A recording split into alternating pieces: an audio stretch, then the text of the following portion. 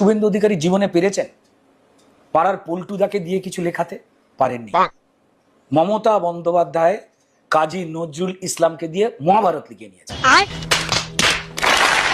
পেরেছেন শুভেন্দু অধিকারী? মাননীয় মুখ্যমন্ত্রী মমতা বন্দ্যোপাধ্যায় রবীন্দ্রনাথ ঠাকুর আর গান্ধীজিকে শরবত খাওয়ানো করিয়ে দিয়েছে, যা নিয়ে স্বর্গীয় অশান্তি চলছে। ইভেন সেই লোকটাকে ডেকে নিয়ে আসা হয়েছে যার বাগানের লেবুটাকে পেড়ে ওই শরবত করা হয়েছে।